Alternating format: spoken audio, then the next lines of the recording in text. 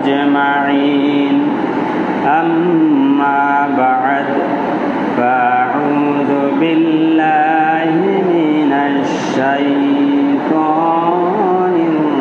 الرجيم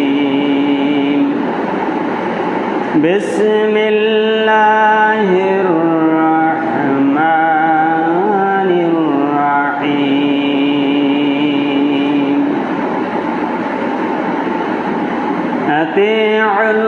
يا أيها الذين آمنوا أطيعوا الله وأطيعوا الرسول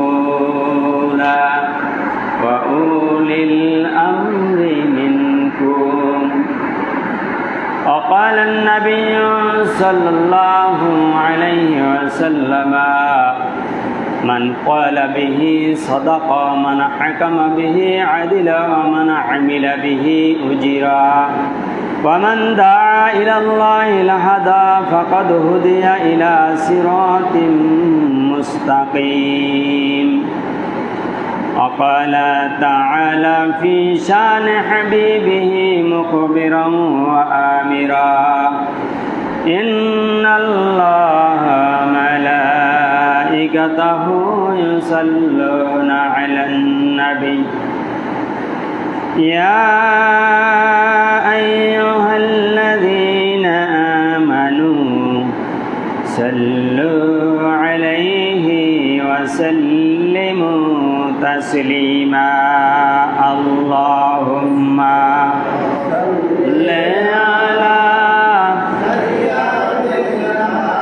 مولانا محمد وعلى آل سيدنا شافعنا محمد محبت يقولون اللهم صل على سيدنا مولانا محمد وعلى آل سيدنا شافعنا محمد কত সুন্দর মদিনা কত সুন্দর মদিনা রে কেমনে যাব জানি না রে দয়া কর দয়াল আল্লাহ দয়া কর দয়াল আল্লাহ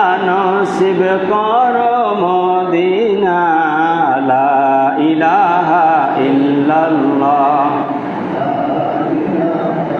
ইল্লাল্লাহ লা ইলাহা ইল্লাল্লাহ লা ইলাহা ইল্লাল্লাহ মুহাম্মাদুর রাসূলুল্লাহ সাল্লাল্লাহু আলাইহি ওয়াসাল্লাম। সম্মানিত অতিথিবৃন্দ, মুরাব্বিয়ানে কেরাম, মুসল্লিয়ানে কেরাম, সুদী মণ্ডলী, ছোট্ট ছোট্ট কলেজা টুকরা সোনামণিরা, ইউটিউব ফেসবুক ভিউয়ার সহ সকলকে জানাই আমার আন্তরিক সালাম ও মোবারকবাদ। আসসালামু আলাইকুম রহমতুল্লাহি ওয়া বারাকাতুহু। এই সালামের জবাব দিতে কষ্ট হয়। আসসালামু আলাইকুম রহমতুল্লাহি ওয়া বারাকাতুহু। সালাম দেওয়া কি কথা কানা? সালাম দেওয়া কি সুন্নাত? রসুলের তো খুব আশেক সবাই, কিন্তু সালামের জবাব দিই না, সালামও দিই না। রাস্তায় রাস্তায় হাঁটি, ছোট্ট বাচ্চার সাথে যদি একটু সালাম দিই, হাত ধরি, মহাব্বত বাড়ে না? ওটা সালাম শিখলো না। ঘরের স্ত্রীকে যদি সালাম দিই, একটা সুন্নাত আদায় হইলো না। আমার নাতিকে যদি ঘরে যাইয়েই সালাম দিই, ও একদিন আমারে সবাই আগে দেবে কি দেবে না? এরকম সুন্নাতগুলো আমরা একটু আঁকড়াই ধরতে পারি না। এখন দেখি ইউটিউব ফেসবুকে অনেক পশু পাখি জিকির করে, সালাম দেয়, কোরআন তেলাওয়াত করে। এরা পারে, এরা প্রাণী হইয়াও যাদের জান্নাত জাহান্নাম নাই, এরপরেও আল্লাহর গুণকীর্তন করে, সব ভাষায় কথা বলতে পারে, আর আমরা পারি না। আমরা ছোট ছোট যারা আছি, স্কুল মাদ্রাসায় যাই, বাড়িতে এসে ঘরে মায়ের সালাম দিই না। দেই সবাই সালাম দেওয়া, মায়ের সালাম দিতে হবে, আব্বুরে সালাম দিতে হবে, বড় ভাইকে সালাম দিতে হবে। আর ওরা দেবে কি? ওদেরকে আমরা সালাম দিই। উচিত আগে ছোটদেরকে আমাদের সালাম দেওয়া, এক সময় ওদের শরম ভেঙে দেবে। ঠিক না ঠিক বলেন? আমার কাছ দিয়ে অনেক ছেলেরা যায় ছোট ছোট, প্রাথমিকভাবে আমি সিউইট এবং টেস্টি হজমি খাওয়াইয়া হাত মিলাই সালাম দিই। এখন তারা আমারে দৌড়িয়েই সালাম দেয়। বলুন না সুবহানাল্লাহ। এটা আমার উদ্দেশ্য থাকতে হবে নেক। যে এরা সালাম শিখবে, সমাজে যতদিন বাঁচবে সালাম দেবে, আমি একটা সব পাবো কি পাবো না? সদগায়ে জারিয়া। রেখে যাওয়া এলেম শিখাইয়া হোক, কিতাব বই পুস্তক পাঠাগারে দেওয়া হোক, আমাদের যদি রেখে যাওয়া কোনো এলেম থাকে, যে এলেম দ্বারা মানুষ উপকৃত হয়, এটার সব পরকালে পাওয়া যায় কি যায় না? অবশ্যই। সম্মানিত অতিথিবৃন্দ, আজকে যে আমরা এখানে আসতে পেরেছি, জান্নাতের ফুল বাগিচার এই আরামদায়ক বাতাসে বসতে পেরেছি, এজন্য দিল খুলে সকলে বলুন আলহামদুলিল্লাহ। আজকে যে আমরা এসেছি কোরআন হাদিস দিয়া সহি কিছু কথা শোনার জন্য, না গল্প শুনবেন? কোনটা শুনবেন? কোরআন হাদিসের কথা বললে খুশি হয় কে? আল্লাহ। আর বানানো কথা বললে খুশি হয় কে? শয়তান। শয়তানের কথা শুনবেন না কোরআন হাদিসের কথা শুনবেন? তাহলে চোখ কান খাড়া করুন, সংক্ষেপে কিছু কথা শুনুন। আমাদের মাঝে একজন মেহমান এসেছে, আমাকে সকালবেলা ফোন দিয়েছেন, ওনাকে একটু সময় দিতে হবে, বসলে চিনবেন আপনারা। শেষ দিকে ইনশাল্লাহ সময় দেওয়ার চেষ্টা করব, অর্ধেক হলো। তাহলে আপনাদের সামনে আমি যে মূল্যবান পবিত্র কালামুল্লাহ শরীফ থেকে এখানে আয়াত তেলাওয়াত করেছি, এটা হচ্ছে 5 নম্বর পারা সূরাতুল নিসা এর 59 নম্বর আয়াত, বাড়ি যেয়ে মিলাই দেখবেন, এবং ছোট্ট একখানা হাদিস। এরই আলোকে সংক্ষিপ্ত কিছু কথা বলবে ইল্লা মাশাআল্লাহ। আপনাদের যেন শোনার আমল করার, আমাকেও যেন বলার আমল করার আল্লাহ তাআলা তৌফিক দান করে, সকলে বলেন আমিন। এখন আসল কথা হচ্ছে, আজকে যে আমরা বসেছি, আমরা কোরআন থেকে কিছু সহি কথা শুনবো। শোনার পরে কি মানবো, না বাড়ি যেয়ে অন্যায় কাজ করবো? মানার দরকার আছে না নাই? এই জন্য আমি হাদিস কেনা তেলাওয়াত করেছি। আল্লাহ রসুল বলেছেন, মান ক্বালা বিহি সাদাকা, যারা কোরআন দিয়ে কথা বলে তারাই শুধু সত্য কথা বলে। কারণ কোরআনের মতো এত সত্য কথা পৃথিবীর ইতিহাসে আর নাই। আছে? কোরআন আদম আলাইহিস সালাম থেকে বলছে কুল্লু নাফসিন যায়িকাতুল মাউত, সমস্ত মানুষ মরণশীল, মরে না বেঁচে থাকে। কোরআন যা বলছে তখনও যা বলছে এখনও তাই। বিশ্বনবীর আমলে কোরআন যা বলছে এখনও তাই, না ব্যতিক্রম আছে? আল্লাহ এখন এক কথা, বিকেলে আর এক কথা, এরকম বলে নাকি? দুনিয়ার জনগণ, দুনিয়ার নেতা খাতা যারাই আছি, আমরা এখন এক কথা, একটু পরে আর এক কথা বলি। আল্লাহর মুখ থেকে এরকম কথা বের হয় না। আল্লাহ যেটা বলেছেন চিরন্তন সত্য কথা, ইউনিভার্সাল ট্রুথ, সত্য কথা। আল্লাহ রাব্বুল আলামিন এই জন্য সূরাতুন নিসা 5 নম্বর পারার 122 নম্বর আয়াতের শেষে বলেন, আমান আসদাকু মিনাল্লাহি কিলা, আমি আল্লাহর কথার চাইতে আর অধিক সত্য কথা কার থাকতে পারে? বলুন না সুবহানাল্লাহ।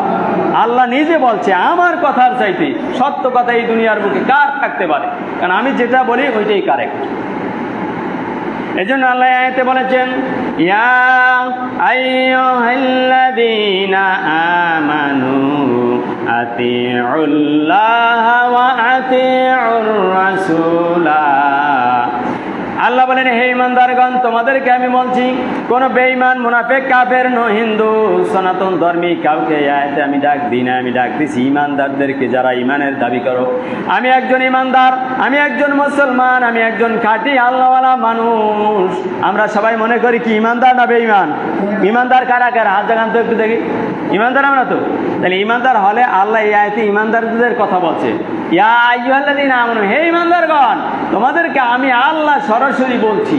দুনিয়ার মানুষ অর্ডার দিলে, পারমিশন দিলে নেতারা, তোমার কাপড় ঠিক থাকে না, দৌড় দাও। আমি আল্লাহ বলছি, দেখি কতটুকু তুমি দৌড় দাও, আমার কতটুকু তুমি মানো, তারপর তোমার জান্নাত না জাহান্নাম। আতিউল্লাহ, 1 নম্বরে আল্লাহর আনুগত্য করো, অর্থাৎ আল্লাহর কোরআনে যা বলছে সব তোমরা মানো। এই কথা কার কথা? না কার? আল্লাহ বলছে নামাজ পড়ো, নামাজ পড়ি। আল্লাহ কোরআনে বলছে উজু করো, উজু করি, মুখ ধুই, সব কিছু করি আল্লাহর কোরআন অনুযায়ী। নামাজ পড়ো, এ কথা কার? আল্লাহ। আল্লাহর কোরআনে এমন কিছু আছে যে বলা বাকি আছে? কিচ্ছু বাকি নাই। আল্লাহ রসুল মাঝে মাঝে যখন আকাশের দিকে তাকাইতো, দুনিয়ার মানুষ বিভিন্ন সমস্যা নিয়ে আসতো, কি দিয়ে সমাধান দিবে আল্লাহ তাআলার সাথে সাথে আয়াত নাজিল করে জানিয়ে দিলেন। 19 নম্বর পারা সূরা ফুরকান এর 33 নম্বর আয়াত, ওয়ালা ইয়াতুনাকা বিমাতালিন ইল্লা জিনাকা বিল হাক্কি ওয়া আহসানা তাফসীরা। বলুন আল্লাহু আকবার। ওয়ালা ইয়াতুনাকা বিমাতালিন ইল্লা, আল্লাহ তাআলা বলেন, রাসূল, আপনার কাছে যখন মানুষ কোনো সমস্যা নিয়ে আসবে, এই কোরআন পরে পরে সকল সমস্যার সমাধান আপনি দিয়া দিয়েন। বলুন আল্লাহু আকবার।